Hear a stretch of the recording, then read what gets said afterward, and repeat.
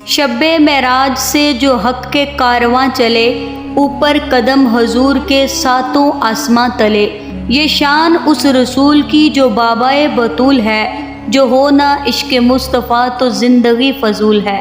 السلام علیکم ناظرین، کل ہم نے واقعہ معراج کا پارٹ نمبر 1 آپ کے سامنے پیش کیا، اور جن بہن بھائیوں نے واقعہ معراج کا پارٹ نمبر 1 نہیں دیکھا تو اوپر آئی بٹن پر کلک کیجئے گا۔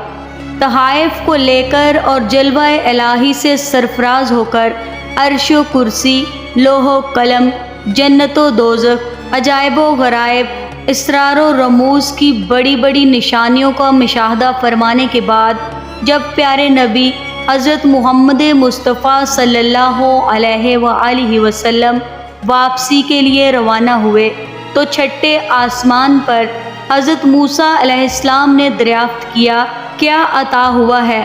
حضور نبی کریم صلی اللہ علیہ وآلہ وسلم نے امت پر 50 نمازوں کی فرضیت کا ذکر فرمایا۔ حضرت موسیٰ علیہ السلام نے فرمایا، اے اللہ کے نبی، میں نے اپنی قوم بنی اسرائیل پر خوب تجربہ کیا ہے، آپ کی امت یہ وزن نہ اٹھا سکے گی، آپ واپس جائیے اور نماز میں کمی کرائیے۔ رسول اللہ صلی اللہ علیہ وآلہ وسلم پھر تشریف لے گئے اور 10 نمازیں کم کرا لی۔ پھر ملاقات ہوئی اور موسیٰ علیہ السلام نے پھر کم کرانے کے لیے کہا۔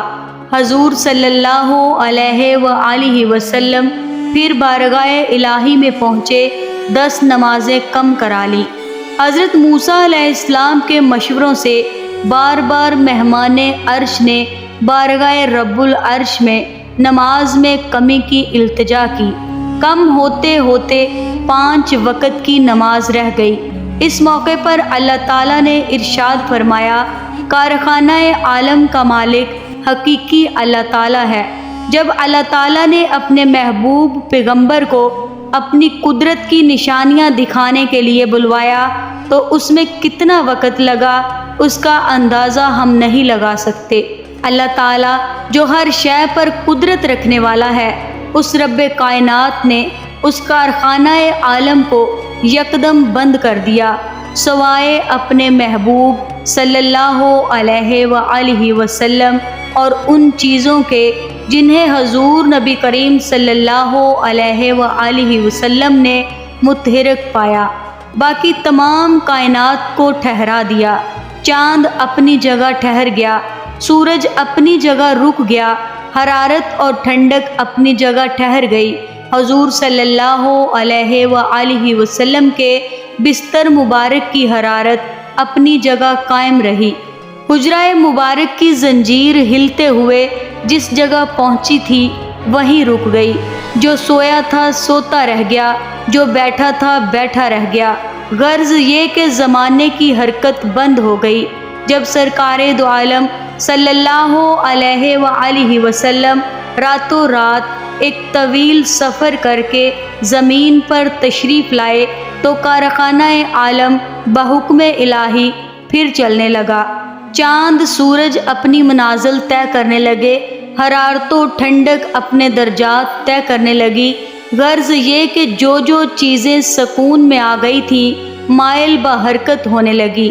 بستر مبارک کی حرارت اپنے درجات طے کرنے لگی، حجرہ مبارک کی زنجیر ہلنے لگی۔ کائنات میں نہ کوئی تغیر آیا اور نہ ہی کسی کو احساس تک ہوا۔ حضور سرور کونین صلی اللہ علیہ وآلہ وسلم نے صبح ہوتے ہی اس واقعہ کا ذکر اپنی چاچا زاد بہن ام ہانی سے فرمایا۔ انہوں نے عرض کی، قریش سے اس کا تذکرہ نہ کیا جائے، لوگ انکار کریں گے۔ آپ صلی اللہ علیہ وآلہ وسلم نے فرمایا، میں حق بات ضرور کروں گا، میرا رب سچا ہے اور جو کچھ میں نے دیکھا وہی سچ ہے۔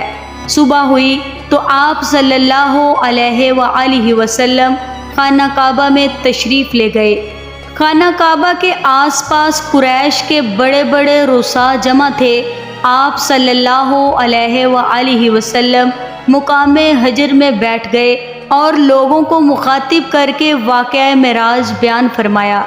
حضرت محمد صلی اللہ علیہ وآلہ وسلم کے تذکرہ کو سن کر کفار و مشرکین ہنسنے لگے اور مذاق اڑانے لگے۔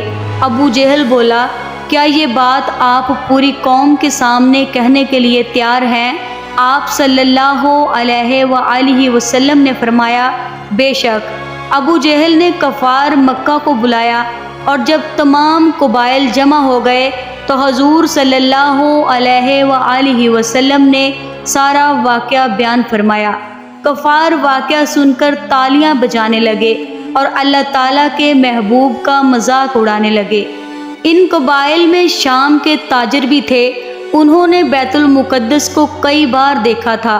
انہوں نے حضور صلی اللہ علیہ وآلہ وسلم سے کہا، ہمیں معلوم ہے کہ آپ آج تک بیت المقدس نہیں گئے، بتائیے اس کے ستون اور دروازے کتنے ہیں؟ حضور صلی اللہ علیہ وآلہ وسلم ارشاد فرماتے ہیں کہ یکا یک بیت المقدس کی پوری عمارت میرے سامنے آ گئی۔ وہ جو بھی سوال کرتے میں جواب دیتا جاتا، مگر پھر بھی انہوں نے اس واقعہ کو سچا نہ مانا۔ جب حضور نبی کریم صلی اللہ علیہ وآلہ وسلم مسجد اقصیٰ کے بارے میں جواب دے چکے تو کفار مکہ حیران ہو کر کہنے لگے، مسجد اقصیٰ کا نقشہ تو آپ نے ٹھیک ٹھیک بتا دیا، لیکن ذرا یہ بتائیے کہ مسجد اقصیٰ جاتے یا آتے ہوئے ہمارا قافلہ آپ کو راستے میں ملا یا نہیں؟ حضور نبی کریم صلی اللہ علیہ وآلہ وسلم نے ارشاد فرمایا کہ ایک قافلہ مقام روحہ پر گزرا، ان کا ایک اونٹ گم ہو گیا تھا، وہ لوگ اسے تلاش کر رہے تھے اور ان کے یالان میں پانی کا بھرا ہوا ایک پیالہ رکھا ہوا تھا۔ مجھے پیاس لگی تو میں نے پیالہ اٹھا کر اس کا پانی پی لیا، پھر اس کی جگہ اس کو ویسے ہی رکھ دیا جیسے وہ رکھا ہوا تھا۔ جب وہ لوگ آئے تو ان سے دریافت کرنا کہ جب وہ اپنا گمشدہ اونٹ تلاش کر کے یلان کی طرف واپس آئے تو کیا انہوں نے اس پیالے میں پانی پایا تھا یا نہیں؟ انہوں نے کہا، ہاں ٹھیک ہے، یہ بہت بڑی نشانی ہے۔ پھر حضور کریم صلی اللہ علیہ وآلہ وسلم نے فرمایا کہ میں فلاں قافلے پر بھی گزرا، دو آدمی مقام ذی طویٰ میں ایک اونٹ پر سوار تھے، ان کا اونٹ میری وجہ سے بدک کر بھاگا اور وہ دونوں سوار گر پڑے، ان میں فلاں شخص کا ہاتھ ٹوٹ گیا، جب وہ آئیں تو ان دونوں سے یہ بات پوچھ لینا۔ انہوں نے کہا، اچھا، یہ دوسری نشانی ہوئی۔ اہل ایمان نے اس واقعہ کی سچائی کو دل سے مانا اور اس کی تصدیق کی، مگر ابو جہل حضرت ابو بکر صدیق رضی اللہ تعالی عنہ کے پاس دوڑا دوڑا گیا اور کہنے لگا، اے ابو بکر، تو نے سنا کہ محمد صلی اللہ علیہ وآلہ وسلم کیا کہتے ہیں؟ کیا یہ بات تسلیم کی جا سکتی ہے کہ رات کو وہ بیت المقدس گئے اور آسمانوں کا سفر طے کر کے بھی آ گئے؟ حضرت ابو بکر صدیق رضی اللہ تعالی عنہ فرمانے لگے، اگر میرے آقا صلی اللہ علیہ وآلہ وسلم نے فرمایا تو ضرور سچ فرمایا ہے، کیونکہ ان کی زبان پر جھوٹ نہیں آ سکتا۔ میں اپنے نبی کی سچائی پر ایمان لاتا ہوں۔ کفار بولے، ابو بکر، تم کھلم کھلا ایسی خلاف عقل بات کیوں صحیح سمجھتے ہو؟ اس عاشق صادق نے جواب دیا، میں تو اس سے بھی زیادہ خلاف عقل بات پر یقین رکھتا ہوں، یعنی باری تعالیٰ پر اسی دن سے حضرت ابو بکر صدیق رضی اللہ تعالی عنہ کو دربار نبوت سے صدیق کا لقب ملا۔ سبحان اللہ۔